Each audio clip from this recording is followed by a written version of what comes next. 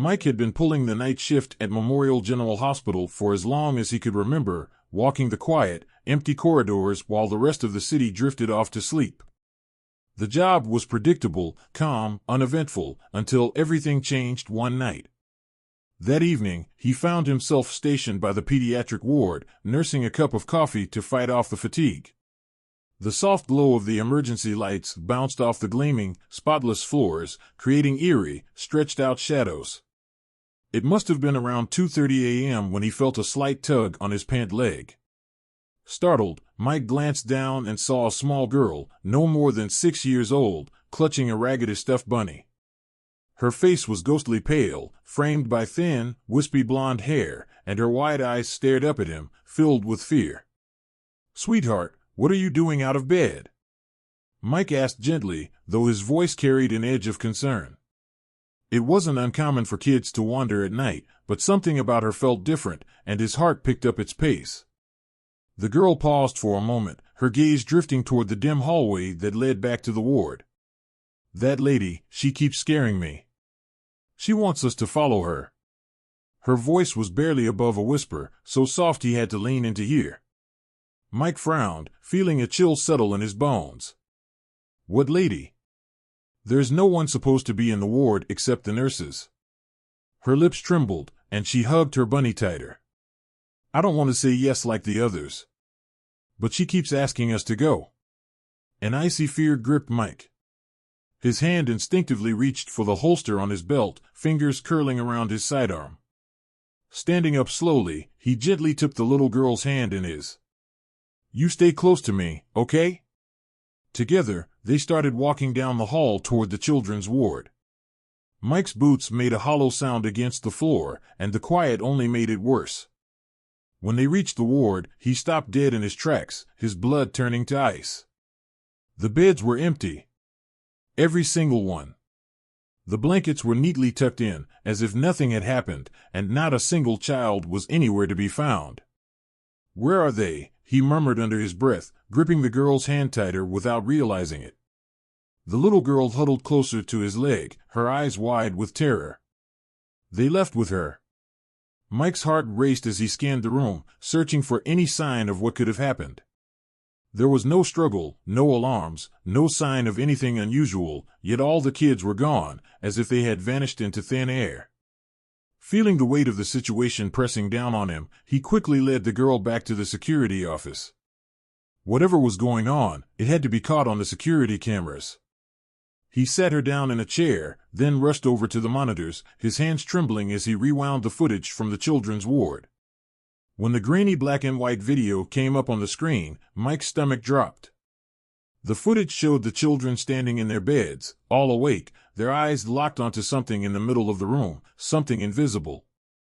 Their lips moved in eerie unison, chanting words he couldn't make out. Mike had been covering the night shift at Memorial General Hospital for years, patrolling the deserted halls while the city outside slept soundly. The job had always been routine, quiet, and uneventful, until everything changed on that one fateful night. That evening, he was stationed near the children's ward, sipping on a lukewarm cup of coffee to fight off the sleepiness creeping in. The glow from the emergency lights bounced off the sterile white floors, creating long, unsettling shadows. It was around 2:30 a.m. when he felt a small tug at his pant leg. Startled, Mike glanced down to see a little girl, maybe 6 years old, clutching a well-loved stuffed bunny. Her skin was pale, her thin blonde hair framing a face filled with wide, frightened eyes that looked up at him. "What are you doing out of bed, sweetheart?" Mike asked, his voice calm but laced with concern. It wasn't unusual for kids to wander at night, but something about her felt off, and it made his heart race. The girl hesitated, her gaze darting down the dim hallway leading back to the ward. "That lady, she's scaring me. She keeps asking us to follow her," she whispered, her voice barely loud enough to hear. Mike frowned, feeling a strange chill crawl down his spine. "What lady?" "There's no one in the ward except for the nurses." The girl's lip trembled as she clung to her bunny even tighter. "I don't want to say yes like the others. But she won't stop asking." A wave of cold fear swept over Mike. His hand instinctively went to the holster at his side, fingers wrapping around the grip of his sidearm. Rising slowly, he took the girl's small hand. "Stay close to me, okay?" With the girl at his side, they made their way down the hallway toward the children's ward. Each of Mike's footsteps echoed louder than usual in the unnerving silence. When they arrived, he froze in place, a sense of dread washing over him. The room was completely empty. Every bed was made, blankets neatly folded. But the children were gone, every single one of them. Where did they go? Mike muttered, gripping the girl's hand even tighter without realizing it. The little girl pressed against him, her eyes filled with fear. They went with her. Mike's heart pounded as he scanned the room, but there was no sign of a struggle, no alarms going off, nothing. It was like the children had simply disappeared. With rising desperation, he led the girl back to the security office. Whatever had happened, it would be caught on the cameras. He sat her down in a chair and rushed to the monitors, his hands shaking as he rewound the footage from the children's ward. As the grainy black and white images came into view, Mike felt his stomach drop. The children were all standing in their beds, wide awake, staring at something in the middle of the room, something invisible. Their lips moved together, as if they were chanting, but no sound came through. Then, one by one, they turned toward the door and walked out of the frame, their movements slow and deliberate. But what chilled Mike to the core was what happened next.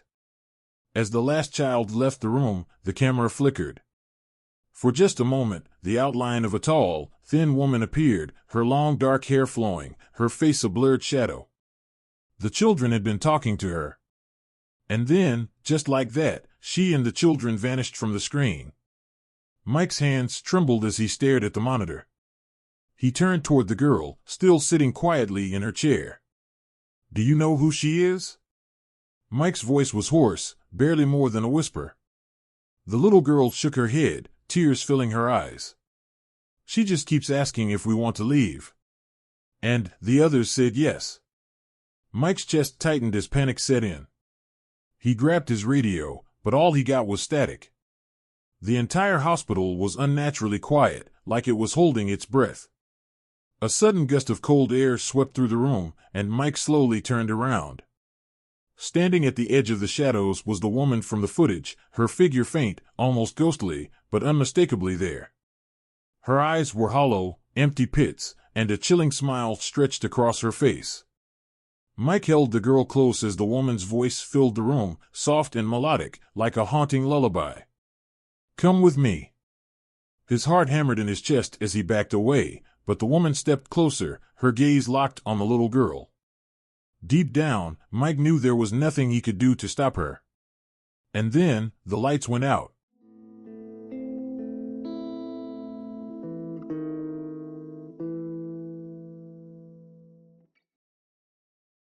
I was on a late shift at work when I got a call from my neighbor, Jim. Now, Jim was an older guy, probably pushing 50, and while we were friendly enough, we didn't really chat much outside of the occasional small talk. You know, the usual neighborhood stuff, how hot it was that day or what we thought of the new car a couple doors down. Just the kind of surface-level conversations that happen when you cross paths at the mailbox. So, when my phone lit up with Jim's name, I was surprised. We had exchanged numbers, but only for emergencies, and I mean real emergencies.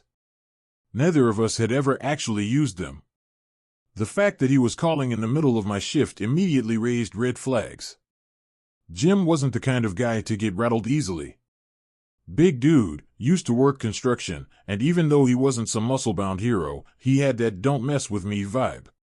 So when I picked up and heard him practically whisper, "Are you home?" in this shaky, nervous voice, I instantly felt my stomach drop.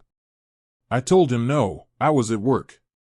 He made me repeat it a few times, like he couldn't quite believe me, and once he was sure the house was empty, I heard him let out a long breath. Then he told me what was going on. 2 men dressed head to toe in black were lurking outside my house, carrying what he thought were machetes.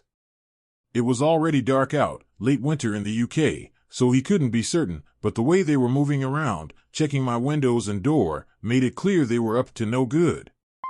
I asked him if he had called the police, and he admitted he hadn't. His first thought had been to check if I was home. If I was, he planned to go out there and handle things himself before the cops even showed up. The guy had a heart of gold, and hearing him say that made me realize he would have taken on those two guys if he thought someone was in danger. Tough guy, for sure.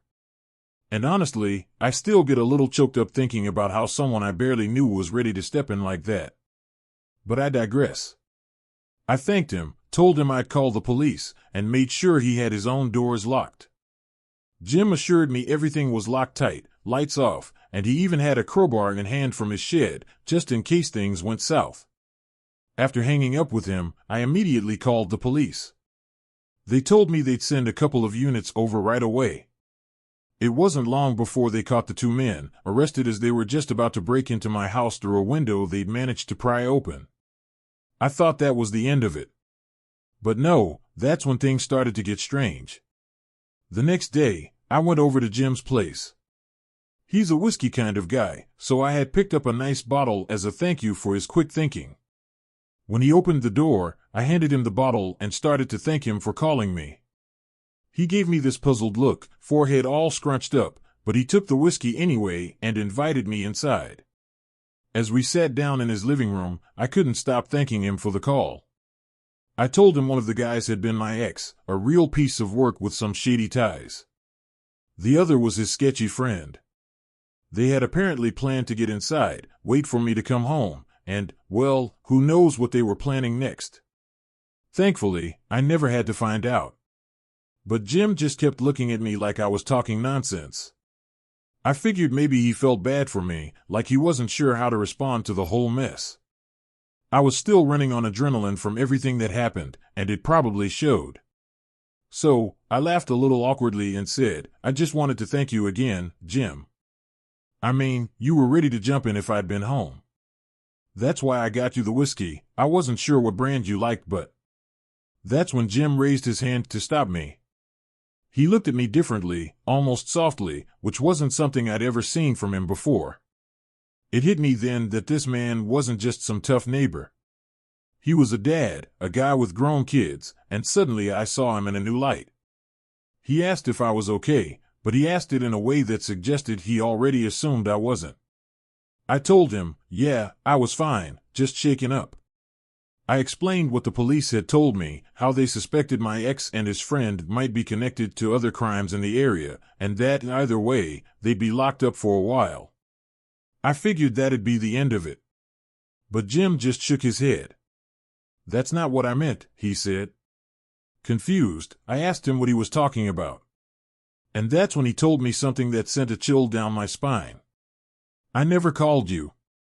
I stood there, completely confused, shaking my head and insisting that Jim had called me. It was his call that made me aware of the whole situation in the first place, which is why I called the police right after. I mean, how else would I have known what was happening? But Jim kept denying it, swearing up and down that he hadn't called. He told me he hadn't even realized anything was going on until the police arrived. I couldn't believe it, so we went back and forth for a bit until Jim finally pulled out his phone and showed me his recent calls. And just like he said, my name wasn't there. No missed calls, no outgoing ones either. His phone hadn't dialed me at all. Still not convinced, I grabbed my own phone, feeling sure I'd see his number in my call log. But as I scrolled through, I only saw the call I made to 911, and before that, a call to my dad the day before. No call from Jim. His name was nowhere to be found. It didn't make any sense. I kept telling him that he must have called, because how else would I have known? There's no way I would have known to call the police without him. Jim just shook his head, still insisting he didn't call. He suggested we look at his doorbell camera footage, thinking maybe that would clear things up. I was skeptical but agreed to check it out. And that's when things got really strange. The footage started with Jim walking out to toss something into his trash bin. A minute or two later, he went back inside. Moments after he disappeared, two figures appeared on the screen, heading straight for my house. They didn't hesitate or look around, they just made a beeline for my window, which is probably when they pried it open. The footage didn't capture that part directly, But then, not even a full minute later, police cars showed up and arrested them as they tried to climb in. It was impossible. The timing didn't make any sense. Everything had happened way too fast. There was no way Jim could have spotted them, called me, and then I called the police, all before they were caught. It would have taken more time. Jim swore the footage hadn't been sped up, and when I checked the timestamp, it seemed accurate. Seconds and minutes ticked by at a normal pace.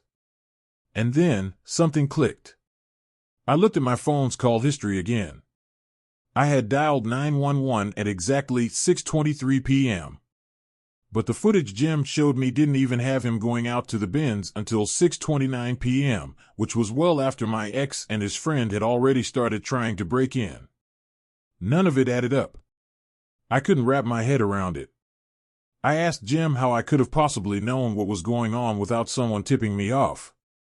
I didn't have a doorbell camera, no security system, nothing. And then I asked the question that had been eating at me: how could I have known something was happening before it actually did? I sure as hell didn't have some kind of psychic powers, and I wasn't clairvoyant. Jim didn't have any answers either. He just looked at me with this puzzled expression, like he was trying to make sense of it all himself. He even started suggesting we call an ambulance, thinking I might be having some kind of breakdown. It took me a while to convince him I was fine, or as fine as I could be, considering everything that had happened. Years have passed since that night, and I still can't explain it. I've thought about bringing it up with Jim again, but after that incident, we kind of drifted apart. He moved away a few months ago, and we haven't been in touch since. I've scoured the internet, hoping for some kind of explanation, but all I find are theories about premonitions, glitches in time, or other bizarre ideas that I'm not sure I even believe in. But then again, I've never been able to come up with a reasonable explanation either. To this day, I still have no idea how I knew before anything even happened.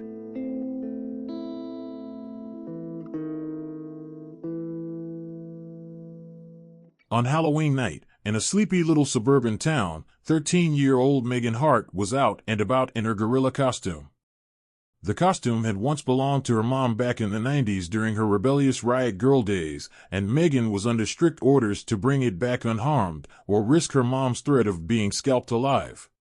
Something felt off in the air that night, though.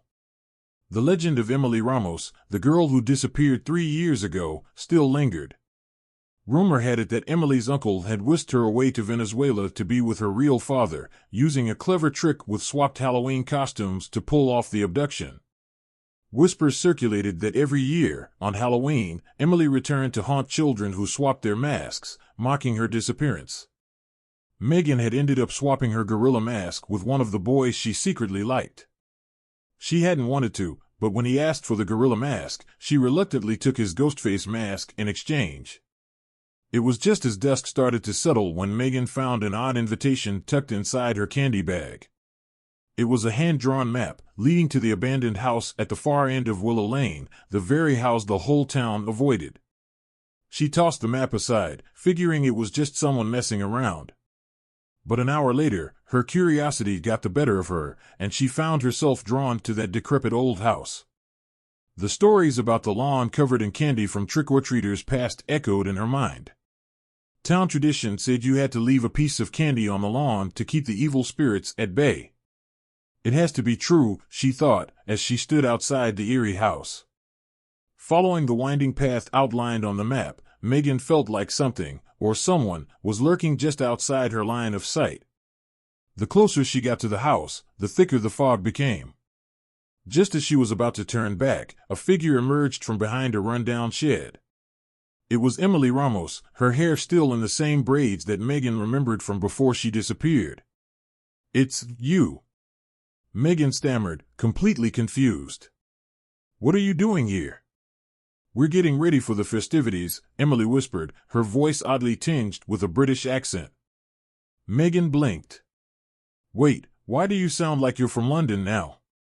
Emily smiled mysteriously. "We have to unearth an ancient scarecrow buried out back," she said, pointing toward an overgrown field near the old cemetery, its headstones cracked and forgotten. "Without that totem, we won't be able to keep the evil spirits away." Megan was more baffled than ever. Emily's urgency didn't make sense, and she sounded almost possessed by the very spirits she claimed to protect them from. "What evil spirits are you talking about?" Megan asked, her voice edged with uncertainty. Beneath the soft glow of the harvest moon, Emily took Megan's hand and led her toward the eerie field at the edge of town. It was Halloween night, the time when legends and pranks became indistinguishable under the guise of childish fun. "Are we really doing this?" Megan's voice shook as they reached the center of the field, which was thick with tall, twisted weeds and shrouded in a strange mist. "Why do you need me for this?" "Only if you believe in magic," Emily whispered, her dark eyes glinting with a strange intensity. She pulled out a weathered Ouija board, the very one she'd found in the attic of her grandmother's old house. "They say this scarecrow is cursed. Maybe we should try to talk to the dead first." Megan hesitated. "Wait, didn't your uncle take you away?" she asked, trying to make sense of what was happening. But Emily didn't seem pleased that Megan had broken her train of thought. With a cold glance, she pointed silently toward the cemetery, urging them to press on. As they approached the old graveyard, shadows flickered between the ancient tombstones, and the wind whispered through the trees, as though the spirits were curious about the two girls trespassing on their domain. "We might call something here we can't control," Emily warned, her voice filled with both excitement and an eerie calm, her eyes sparkling like those of a child caught up in the thrill of the moment. Before Megan could rethink her decision, Emily placed the Ouija board on the ground. The wind picked up, howling through the night, almost as if it were trying to warn them to stop. Both girls placed trembling hands on the planchette, their breaths visible in the cool night air as it mingled with the swirling mist around them. Megan and Emily had been close friends once, and here they were, back together in the most unexpected of circumstances. "I'll just get her to explain where she's been after all this is over," Megan thought, ignoring the uneasy feeling deep in her gut. The mist curled around them, chilling their skin. Megan leaned forward and whispered, "Is anyone there?" Almost instantly, the planchette moved, jerking abruptly toward YES. Before either of them could fully register what had happened, a powerful gust of wind swept across the field, sending the planchette flying off the board. Megan's wide eyes grew even paler. "We should stop. This isn't a game anymore." "Really, Megan?" Emily snapped, her tone sharp and familiar, just like the Emily of old.